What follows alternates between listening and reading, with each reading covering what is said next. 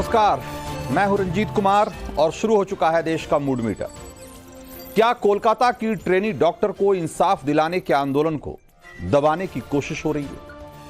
क्या आंदोलनकारियों की आवाज दबाने के लिए बंगाल में गुंडों की फौज उतारी जा रही है? हम ये सवाल इसलिए पूछ रहे हैं क्योंकि बीती रात कोलकाता के आरजी कर हॉस्पिटल में जो कुछ हुआ उससे बिल्कुल स्पष्ट है कि बंगाल में कोई तो है जो ट्रेनी डॉक्टर को इंसाफ दिलाने की इस मुहिम को कुचलना चाहता है। कोई तो है जो इस आंदोलन से बहुत परेशान है और हर हाल में इसकी आवाज बंद कराना चाहता है। आज हम आपको कल रात इस आंदोलन पर हुए हमले का एक एक वीडियो दिखाएंगे, एक एक बयान सुनवाएंगे और इन तस्वीरों और बयानों से क्या क्या सवाल उठ रहे हैं यह भी बताएंगे। फिर आप खुद फैसला कीजिएगा कि कोलकाता की डॉक्टर बिटिया की इंसाफ की लड़ाई का दुश्मन कौन है। कोलकाता की ट्रेनी डॉक्टर को इंसाफ दिलाने की लड़ाई को सैबोटाज किया जा रहा है। इस प्रदर्शनकारी छात्रों की आवाज को दबाने की कोशिश हो रही है और इसका पहला सबूत देखिए। इस वीडियो को जो मैं आप दिखा रहा हूं स्क्रीन पे, इसको जरा गौर से देखिए। जब आरजी कर मेडिकल कॉलेज पर प्रदर्शनकारियों के वेश में आए गुंडों ने हमला किया तो वहां बहुत बड़ी संख्या में पुलिस वाले भी मौजूद थे। यहां कई दिनों से प्रदर्शनकारी छात्र डटे हुए हैं, इसलिए कानून व्यवस्था के हिसाब से भी यह संवेदनशील जगह है, इसलिए भी यहां अच्छी खासी तादाद में पुलिस वाले मौजूद थे। लेकिन जब हमला हुआ तो देखिए इस वीडियो को और समझिए कि पुलिस ने इसमें क्या किया और उनकी भूमिका क्या थी और इसका मतलब क्या है। गुंडे बारी बारी से हर बैरिकेडिंग को गिरा रहे थे, लेकिन कोलकाता पुलिस ने उन्हें रोकना भगाना तो छोड़ दीजिए, खुद ही भाग खड़े हुए और उन्मादी भीड़ को खुला मैदान दे दिया। ये दंगाई अस्पताल परिसर में घुस गए और इमरजेंसी से लेकर ओपीडी तक हर चीज तबाह कर दी। एक बात और गौर कीजिए, ये नारेबाजी करते हुए आए थे ताकि लोगों को लगे कि ये प्रदर्शन में शामिल हैं और उस बेटी को इंसाफ दिलाने के लिए लड़ने वाले लोगों में से हैं जो कि पिछले कई दिनों से सरकार के खिलाफ डटे हुए। लेकिन इनका असल मकसद डॉक्टरों के प्रदर्शन को टारगेट करना था। सोचिए जरा कि कोलकाता की पुलिस ने इन दंगाइयों को अस्पताल में घुसते अपनी आंखों से देखा, लेकिन बजाय ज्यादा फोर्स मंगाकर इन पर काबू करने के वो खुद भाग खड़े हुए। सवाल यह है कि क्या कोलकाता पुलिस को पहले से इंस्ट्रक्शन था कि इन उपद्रवियों पर कोई कार्रवाई नहीं करनी? वरना और क्या वजह हो सकती है कि पुलिस ने इन्हें इतने उपद्रव के बावजूद, इतने उत्पात के बावजूद किसी को रोकने की कोशिश नहीं की? क्या पुलिस का यह रवैया, पुलिस का यह बर्ताव, क्या आपको लगता है कि यह नॉर्मल है? बीती रात आरजी कर अस्पताल पर हमले का असली निशाना अस्पताल के प्रदर्शनकारी छात्र और स्टाफ थे। वो आंदोलन था जो उस ट्रेनी डॉक्टर को इंसाफ दिलाने के लिए लड़ रहा है, जिसके साथ दरिंदगी की इंतहा हुई। अगर आपको यकीन नहीं हो तो एक और वीडियो दिखाता हूं, जरा दिखाइए। अस्पताल परिसर में घुसने के बाद इन गुंडों ने सबसे पहले उस मंच को निशाना बनाया जहां पिछले कुछ दिनों से आंदोलनकारी डॉक्टर धरने पर बैठे रहे। इन गुंडों ने टेंट, कुर्सियां, पंखे सब तोड़ डाले और आप देखिए गौर से, कुर्सी, पंखे को नोचा जा रहा है, कुर्सियों को एक एक कुर्सी तोड़ी जा रही है, विरोध में लगाए गए बैनर फाड़े जा रहे हैं। क्या यह अंदाजा लगाना मुश्किल है कि इन्होंने ऐसा क्यों किया? निश्चित तौर पे गुंडे पहले से तय करके आए थे कि इन्हें क्या करना है और किसे टारगेट करना है।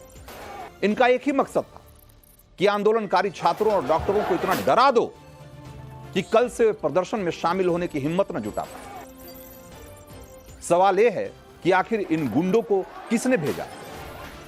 इस आंदोलन को कौन दबाना चाहता है? इससे किसका फायदा होगा? सोचिए जरा।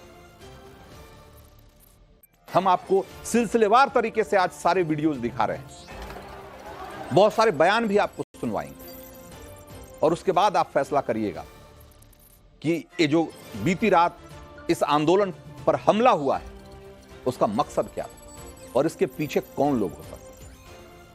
अब आपको एक और वीडियो दिखाते हैं। फिर आप शायद समझ जाएं कि कोलकाता के अस्पताल पर हमले का असली मकसद क्या था। यह बात तो साफ है कि गुंडे अस्पताल को बर्बाद कर देने के मकसद से अंदर घुसे थे, लेकिन क्यों? उनके निशाने पे अस्पताल क्यों था? और आरोप यह है कि इन गुंडों को इसलिए भेजा गया था ताकि आरजीकर अस्पताल के उस सीन ऑफ क्राइम को पूरी तरह से बर्बाद कर दिया जाए। इन गुंडों के निशाने पर 4th फ्लोर का वो सेमिनार हॉल था जहां 8-9 अगस्त की रात को ट्रेनी डॉक्टर के साथ दरिंदगी हुई। इसीलिए एक घुसते के साथ ही इन्होंने तोड़फोड़ मचानी शुरू कर दी। इन्होंने एक एक करके इमरजेंसी से लेकर और ओपीडी तक सबको बर्बाद किया। फर्स्ट फ्लोर, उसके बाद ग्राउंड फ्लोर पे तोड़फोड़ करने के बाद ये ऊपर बढ़ते गए, पहले, दूसरे और तीसरे फ्लोर तक गए। लेकिन चौथे फ्लोर पर भी, असल में चौथे फ्लोर पे पहुंचना चाहते थे।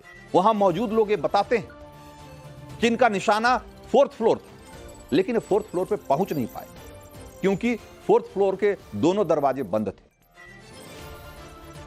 और चूंकि उस दरवाजे को तोड़ने की इन्होंने पूरी कोशिश की, भरपूर कोशिश की, जब नाकाम हो गए तो इन्होंने फिर बाकी चीजों को तोड़ते हुए और वो वापस लौटे। लेकिन असल में ये उस 4th फ्लोर के उस सेमिनार हॉल के लिए आए थे जहां पर कि उस ट्रेनी डॉक्टर के साथ दरिंदगी और हैवानियत हुई। सवाल यह उठता है कि जो सीन ऑफ क्राइम है, जहां पर बलात्कार की घटना हुई, उसको ये दंगाई क्यों निशाना बनाना चाहते थे? ये गुंडे उसको वहां क्यों तोड़फोड़ करना चाहते थे? क्या वहां जो कुछ मौजूद बचा है, कोलकाता पुलिस की जिस तरीके से उन्होंने इन्वेस्टिगेशन किया, उसके बाद जो कुछ भी सबूत वहां बचा हुआ है, क्या उन सारे सबूतों को नष्ट कर देना, उन सारे सबूतों को खत्म कर देने के मकसद से लोग आए थे? यह बहुत बड़ा सवाल है जिसका कि जवाब तलाशा जाना चाहिए। कोलकाता पुलिस की नाकामी की कहानी सिर्फ तस्वीरें नहीं बयां कर रही, बल्कि उस वक्त प्रदर्शन में मौजूद वहां के डॉक्टर भी खुलकर बोल रहे हैं कि जब दंगाइयों ने हमला किया तब पुलिस वाले गायब हो गए, जिसके बाद डॉक्टर्स को अपनी जान बचाने के लिए वहां से भागना पड़ा। एक बार जरा बयान सुनिए पहले। देख रहे हैं, हम लोग खड़े हैं, बगल बगल से पुलिस निकला जा रहा है। फिर जब हम लोग देख रहे हैं कि पुलिस वहाँ पे थिन आउट हो गया है, कोई और चारा भी नहीं है, हम लोग ऑफ कोर्स हम लोग पीछे ही हट के आएंगे, पीछे हट के आके यहाँ पे मंच में आएंगे। कि उस टाइम भी हम लोग सोच रहे थे कि ये नॉर्मल प्रोटेस्टर्स हैं या एजिटेटेड प्रोटेस्टर्स हैं, तो वो लोग ऑफ कोर्स धरना मंच को तो नहीं कुछ करेंगे, हाथ नहीं लगाएंगे। इस भरोसे से हम लोग धरना मंच में, मैं अकेला धरना मंच में आ गया था, क्योंकि उस समय सब एक कैओस का मोमेंट हो गया था, सब कोई डर गए थे, सब चारों तरफ सब भाग गए थे। लेकिन यहाँ पे मैं आ गया था, तो उसके बाद मैं शॉक्ड हो गया कि लोग यहाँ पे आके चेयर तोड़ रहा है, धरना मंच तोड़ रहा है। बार बार हम लोग उन लोगों को बोल रहे हैं प्लीज़ मत कीजिए, हम लोग का ये मंच मत तोड़िए। वो लोग हम लोगों की बात बिना सुने, बिना कुछ सीखे, वो लोग मतलब फुल्ली मोटिवेटेड थे। तो आपने सुना, ये शख्स साफ साफ बता रहा है कि जो गुंडे घुसे थे वो सिर्फ एक मकसद से आए थे। उनका टारगेट था कि इस आंदोलन को जैसे भी हो इसको दबाना है, इतना खौफ पैदा कर दो कि कल आंदोलन के नाम पे कोई आदमी खड़ा होने के पहले 10 बार सोचे। इसीलिए सबसे पहले उन्होंने घुसते ही सबसे पहला जो निशाना बनाया वो मंच को बनाया, और दूसरा निशाना, उनका जो दूसरा टारगेट था वो सीन ऑफ क्राइम था, 4th फ्लोर का सेमिनार हॉल था, जहां तक वो पहुंचने में कामयाब नहीं हो पाए। अब आपको इस सनसनीखेज कांड का सब एक और चौंकाने वाला वीडियो दिखाते हैं और सुनाते हैं। पहले जरा इस वीडियो को देखिए और सुनिए। ये वीडियो उसी अस्पताल के डॉक्टर ने बनाया है जो हमले के दौरान छत पर छिपा हुआ, और छत के ऊपर से उसने वीडियो बनाया, और वहां जो बातें हो रही थी, जो आपस में बात कर रहे हैं डॉक्टर, उसको भी सुनिए। हम लोग यहाँ के डॉक्टर हैं, हम लोग बहुत बुरी तरीके से फंसे हुए हैं। यहाँ का कोई भी जो नॉर्मल पुलिस है वो कंट्रोल नहीं कर पा रहा है। ये लोग हजारों के संख्या में मॉब आया है, जो यहाँ का जो भी इन्वेस्टिगेशन की जगह पे सैंपल होना चाहिए उसको टैंपर करने के लिए ये लोग आए हैं।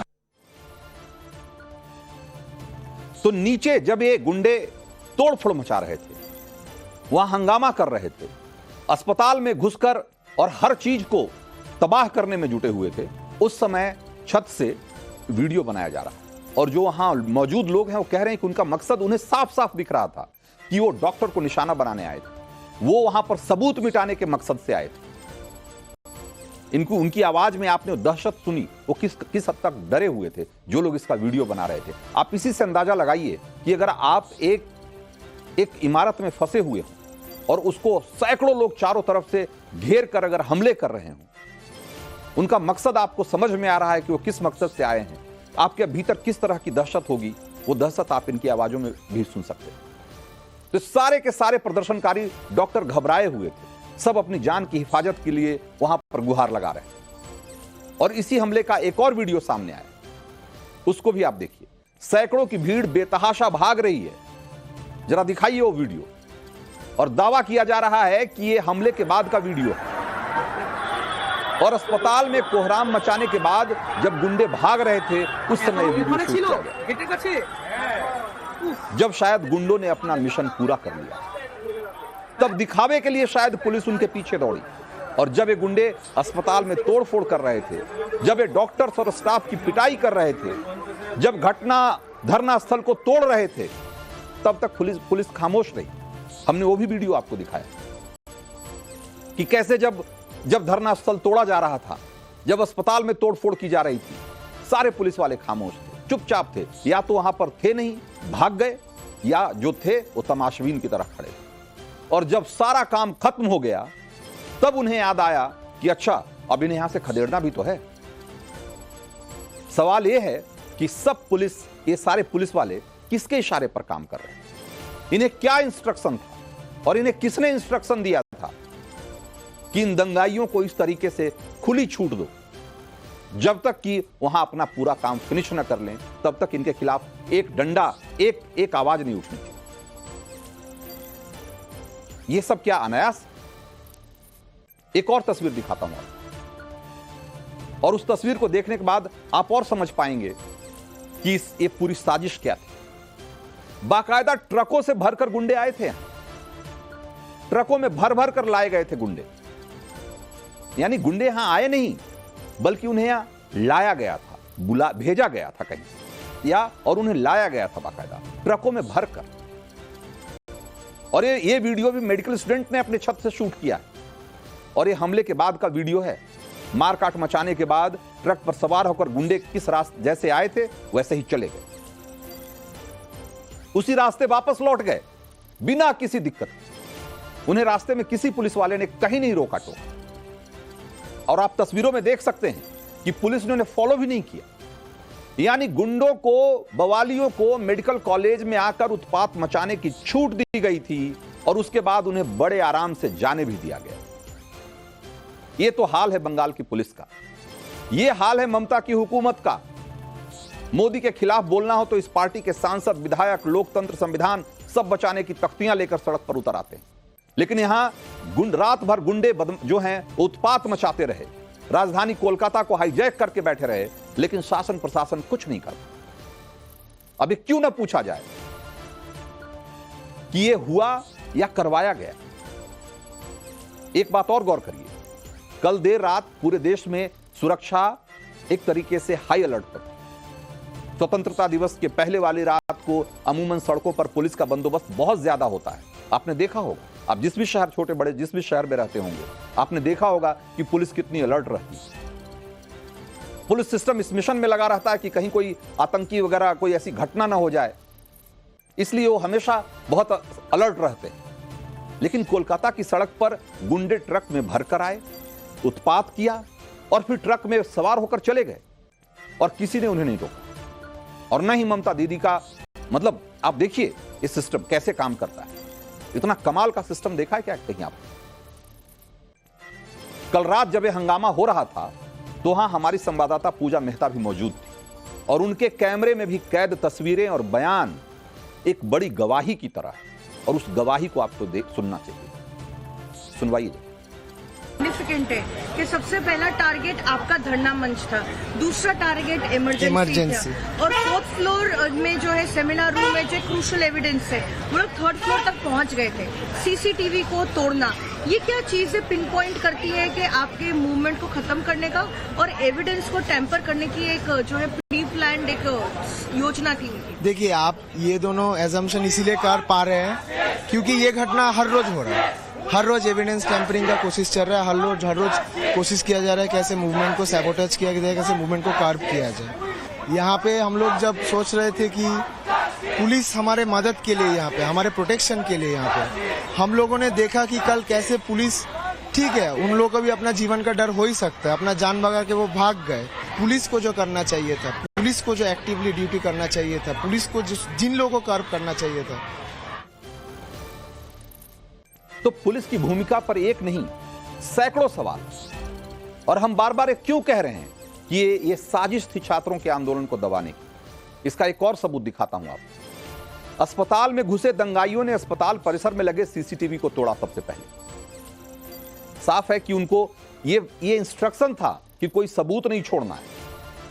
वो कोई ऐसा सबूत नहीं छोड़ना चाहते थे जिससे उनकी पहचान उजागर हो सके, लेकिन अस्पताल के डॉक्टर से दावा कर रहे हैं कि ये दंगाई ट्रेनिंग डॉक्टर के साथ हुई हैवानियत के सबूत मिटा देने के मकसद से जुटे, और इसीलिए दंगाइयों ने वो सब कुछ तहस नहस कर दिया जिसमें किसी भी तरह का कोई सबूत हो सकता है। कॉलेज के कुर्सी से लेकर कंप्यूटर तक सारे गैजेट्स तोड़ दिए गए। सुरक्षा में लगे सारे सीसीटीवी कैमरों को चुन चुन कर निशाना बनाया गया। लेकिन कोलकाता पुलिस के मुखिया मीडिया को जिम्मेदार बता रहे हैं। रात 2 बजे आरजी कर अस्पताल पहुंचे थे पुलिस कमिश्नर विनीत गोयल, और भड़के हुए ऐसे थे कि ऐसा लग रहा था कि वो इस गुंडागर्दी से ज्यादा इस बवाल की कवरेज से परेशान है। उनके बयान में वो आपको वो खींच दिखेगी, जरा सुनिए। What has happened here is because of the media, the wrong media campaign, which has been malicious media campaign, which is going as far as Calcutta Police is concerned. What has Calcutta Police not done?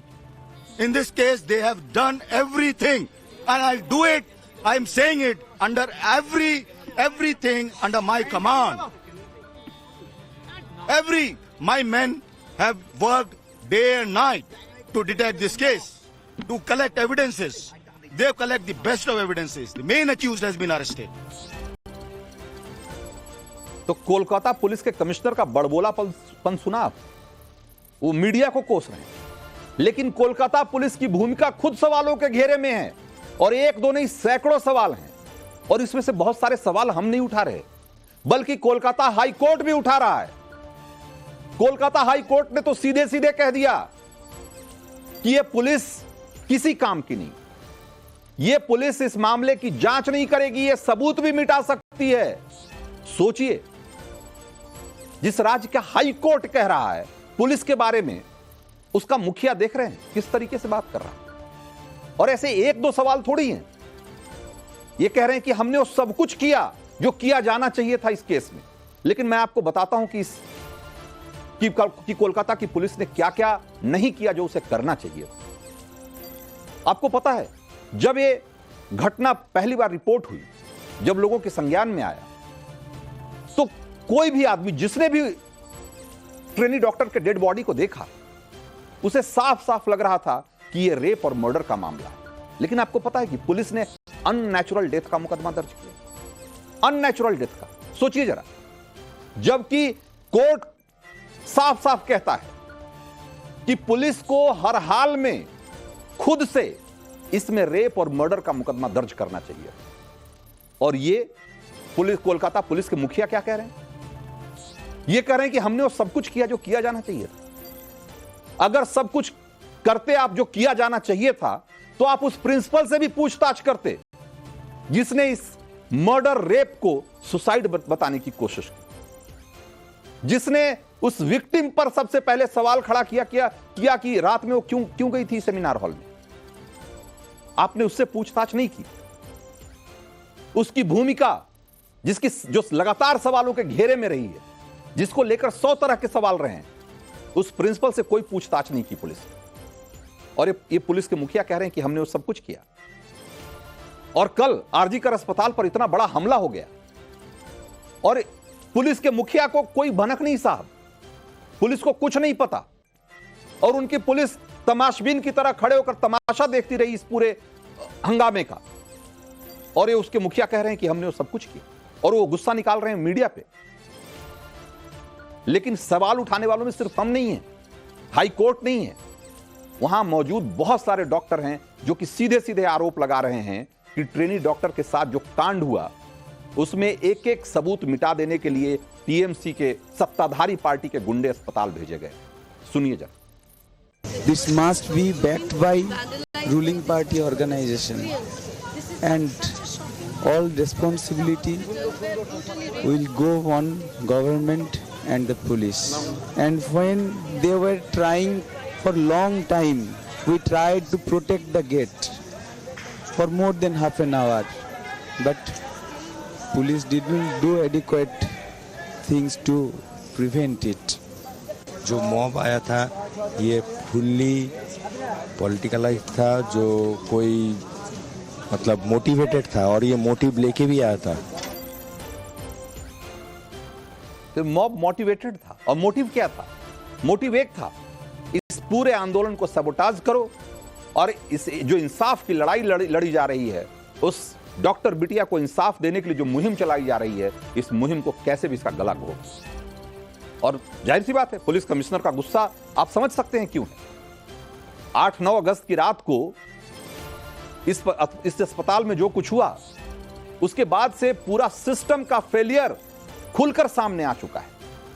इसे TMC की गुंडई और साजिश इसलिए कहा जा रहा है क्योंकि दंगाई पूरी तैयारी के साथ आए थे, और डॉक्टर्स ने दावा किया है कि प्रदर्शनकारी डॉक्टरों के बीच घुसपैठ करने के लिए वो अपने साथ झंडे तिरंगा लेकर आए थे। जरा वो वीडियो भी एक बार दिखाइए, ताकि डॉक्टर्स को धोखा दे सकें कि ये भी प्रदर्शनकारी हैं, लेकिन उनका असली मकसद डॉक्टरों के हौसले को तोड़ना था, उन्हें डराना था।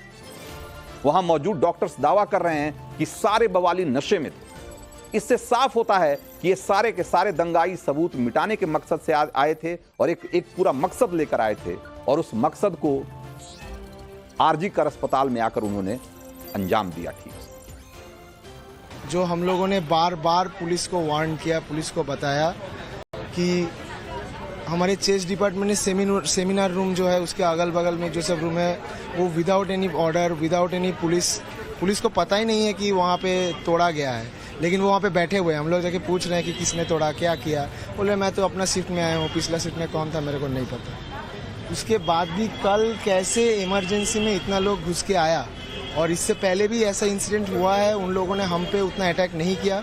वो लोग अपना पॉलिटिकल बैनर के जगह से आया होगा या नहीं होगा ये हम लोग को नहीं मालूम है, लेकिन हम लोगों ने जो देखा कि इंडिया का फ्लैग लेके एक ग्रुप ऑफ पीपल, ठीक है, जिसमें एक भी महिला नहीं है, कल का प्रोग्राम था महिलाओं का, वो ग्रुप ऑफ पीपल आया था सिर्फ यहाँ पे अटैक करने, एक भी महिला नहीं है, सब दारू पी के है, वो लोग आके हमारे यहाँ पे अटैक कर रहे हैं।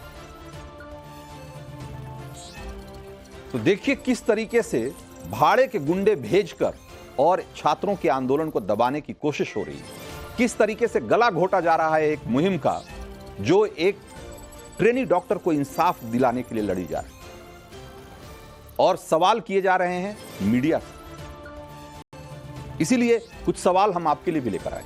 उन सवालों का भी मैं चाहता हूं कि आप जवाब दीजिए बड़ी संख्या में, और इस मुहिम से जुड़िए, क्योंकि एक बेटी को इंसाफ दिलाने की मुहिम।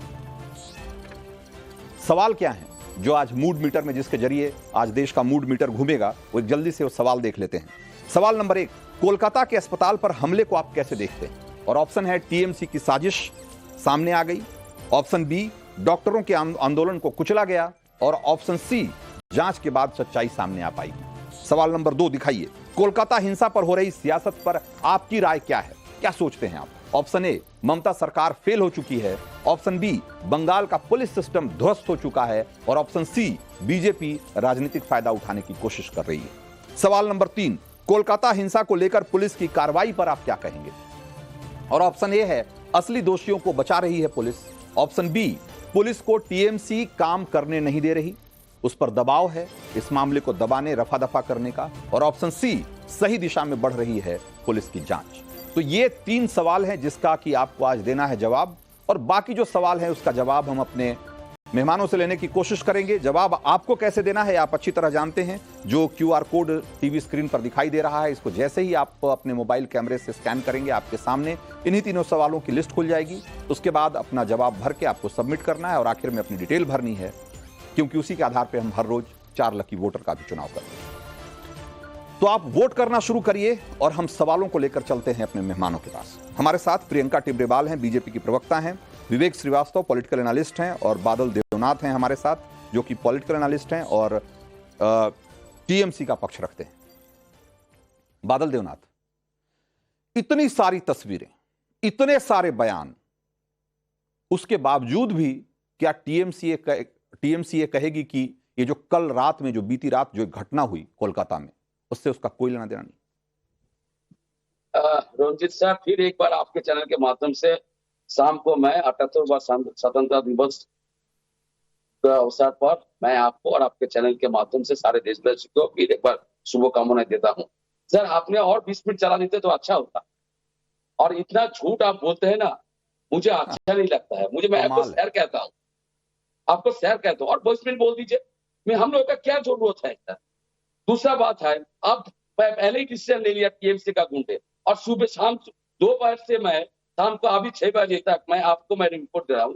वो जो सारे लोग जो लोग को इलाज नहीं मिल रहा है, जो झूठ क्या है ये भी बता दीजिए ना। आरोप लगाना तो बहुत आसान है बादल देवनाथ, क्या झूठ बोला?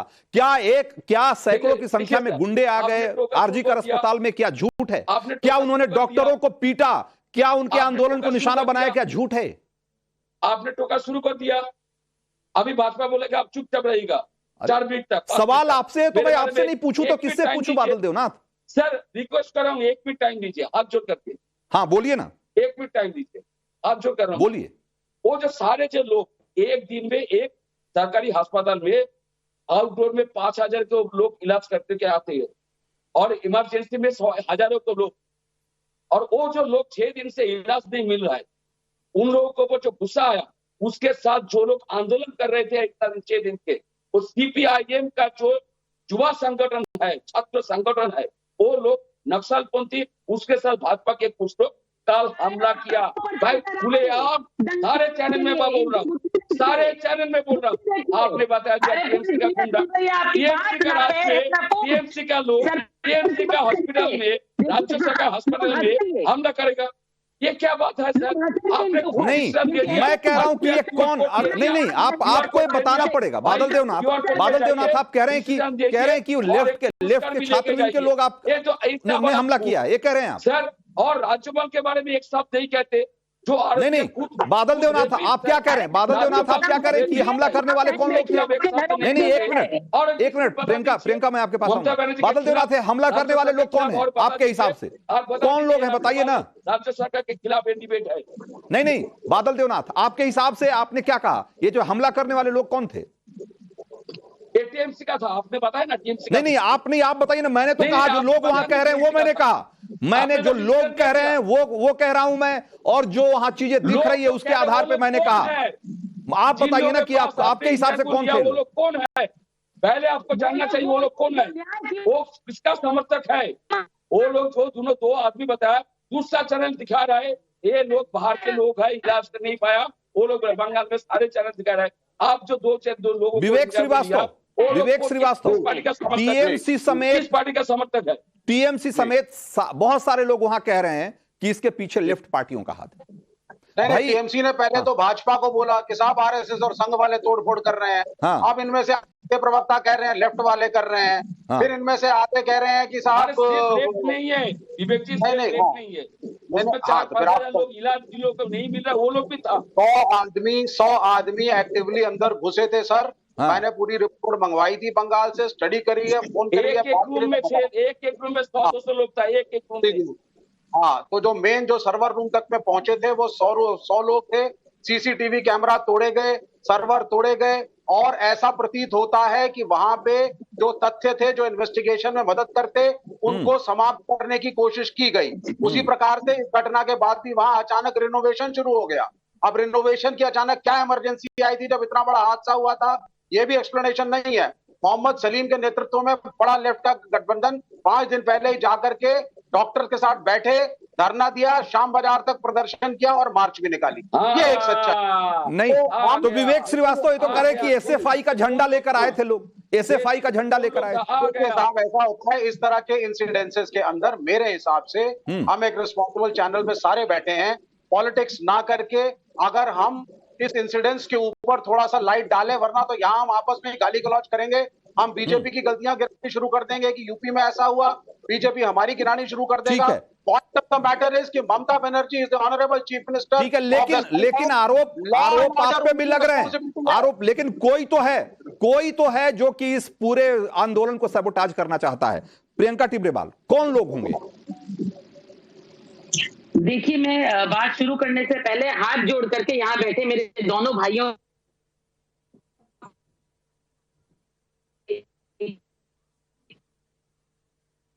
कहूंगी, इसलिए मेरी बात गौर से खत्म होने दीजिएगा। देखिए, ये कहते हैं कि बाहर से जिन पेशेंट्स का इलाज नहीं हो पा रहा था वो इतने बौखला गए, गुस्से में आ गए कि वो आ गए और उन्होंने ये सब किया है। यानी ये कहते हैं कि हम ये माने कि जो पेशेंट बीमार थे वो रात को ट्रकों में चढ़कर आए और आ करके डंडे मारकर कैमरे तोड़ दिए क्योंकि वो गुस्से में थे कि उनका इलाज नहीं हो पा रहा। इस मूर्खता की बात पर कौन विश्वास करेगा, पहले ये बताइए।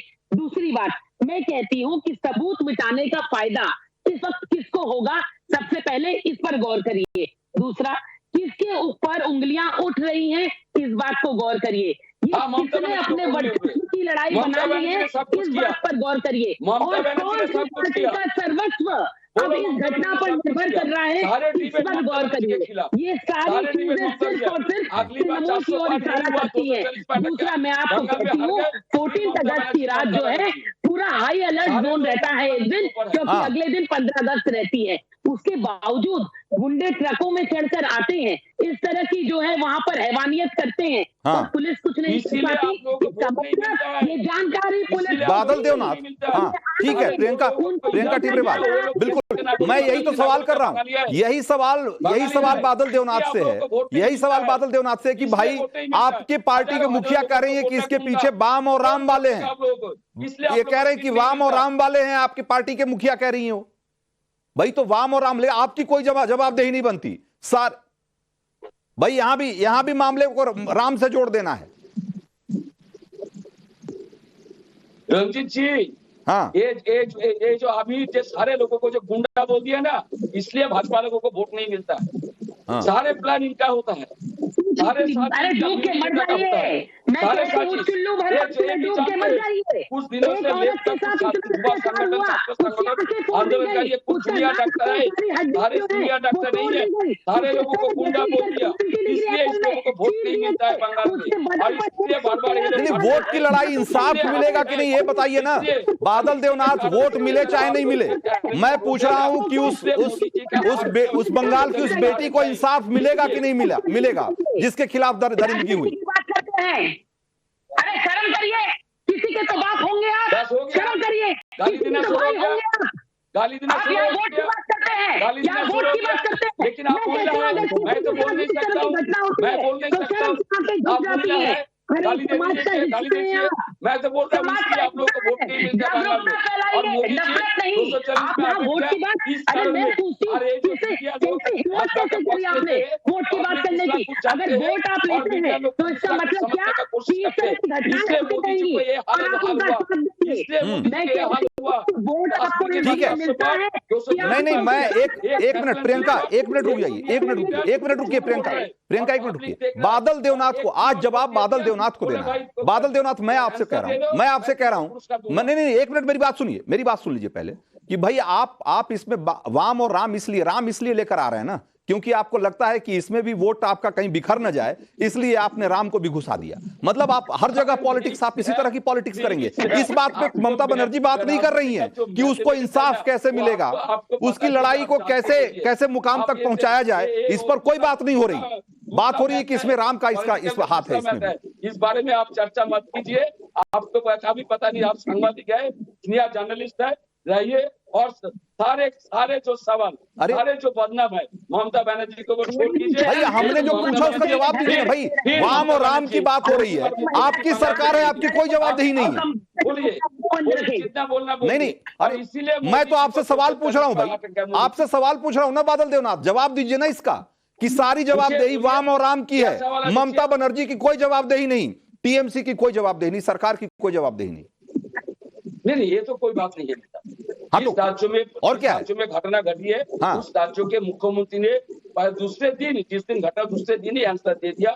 उन्होंने बोल दिया वे नकारजनक घटना है, निंदाजनक घटना है, हम लोग इसको समर्थन नहीं करते हैं। आप भी जानते हैं, मैं भी जानता हूँ, पूरा देश भी जानता है। और ममता बनर्जी पूरे देश के अंदर सबसे कॉम्पनसेशन की बात करते हैं, ममता बनर्जी ने कहा ठीक है, 7 बार का सांसद है, 3 बार ठीक है, 3 बार का विधायक है, 4 बार का ठीक है, बादल देवनाथ, आप उन सवालों का अभी भी जवाब नहीं दे रहे, उन सवालों का अभी भी जवाब नहीं दे रहे कि भाई आप प्रिंसिपल से लेकर और ये जो कमिश्नर ऑफ पुलिस है, जो कि जिसकी नकारेपन को लेकर के हाई कोर्ट से लेकर वहां की जनता सब गवाही देने को तैयार है, आपका उनके लिए उनकी हमदर्दी कम नहीं हो रही। आपकी आप साफ साफ दिख रहा है कि वहां की सरकार उस बेटी के साथ खड़ी नहीं है जिसके इंसाफ की लड़ाई चल रही है, वो उन लोगों के साथ खड़ी है जो आरोपियों की तरफदारी कर रहे हैं। ये बात स्पष्ट दिखाई दे रही है और इसका कोई जवाब नहीं है आपके पास। लेकिन लोगों का जवाब क्या है, एक बार जल्दी से देख लेते हैं। हमने कुछ सवाल पूछे थे और उस पर लोगों का जवाब क्या है, जरा जल्दी से दिखाइए। हमने पूछा कि कोलकाता के अस्पताल पर हमले को आप कैसे देखते हैं, और इसके जवाब में लोग क्या कह रहे हैं, जरा दिखाइए कि क्या आंकड़े बताते हैं। आंकड़े कह रहे हैं कि 77% लोग कह रहे हैं कि कोलकाता के अस्पताल पर टीएमसी की साजिश सामने आ गई है इस मामले में, और डॉक्टरों के आंदोलन को कुचला गया ऐसा मान रहे हैं करीब 16% लोग, और जांच के बाद सच्चाई सामने आएगी, करीब 6% लोग ऐसा मानते हैं। सवाल नंबर 2 हमने पूछा कि कोलकाता हिंसा पर हो रही सियासत पर आपकी राय क्या है, और इसमें 78% लोग कहते हैं कि ममता सरकार फेल हो चुकी है, और 20% लोग ये मानते हैं कि बंगाल का पुलिस सिस्टम पूरी तरह से ध्वस्त हो गया है, और बीजेपी राजनीतिक फायदा उठाने की कोशिश कर रही है, ऐसा मानने वाले लोग सिर्फ 1% है। सवाल नंबर 3 कोलकाता हिंसा को लेकर पुलिस की कार्रवाई पर क्या कहेंगे आप, और इसमें 70% लोग ये मानते हैं कि असली दोषियों को बचाने की कोशिश में जुटी हुई है पुलिस, और 30% लोग करीब ये कह रहे हैं कि पुलिस को टीएमसी काम करने नहीं दे रही, पुलिस काम करना भी चाहे तो टीएमसी का दबाव है, काम नहीं कर पाएंगे, और 1% से भी कम लोग ये मानते हैं कि पुलिस की जांच सही दिशा में बढ़ रही है। सोचिए, पूरे देश भर का आंकड़ा है, ये सिर्फ कोलकाता के लोगों का या बंगाल के लोगों का आंकड़ा नहीं है, पूरे देश के लोगों की राय है, और वो कह रहे हैं कि वहां की पुलिस पर कोई भरोसा नहीं है। ये है देश के मूड मीटर में आज लोगों की राय। तो देश का मूड मीटर में आज चर्चा में इतना ही, लेकिन अब वक्त है कि आज जो 4 लकी वोटर हैं उनका नाम अनाउंस किया जाए। कल्याण घोष पश्चिम बंगाल के, पारुल भाटिया उत्तर प्रदेश, प्रदीप कुमार पंजाब और मनोज सहनी दिल्ली के हैं, जिनको कि मूड मीटर की तरफ से मिलता है इनाम। तो आज इस कार्यक्रम में इतना ही, लेकिन नवभारत पर खबरों का सिलसिला जारी रहेगा, आप बने रहिए हमारे साथ।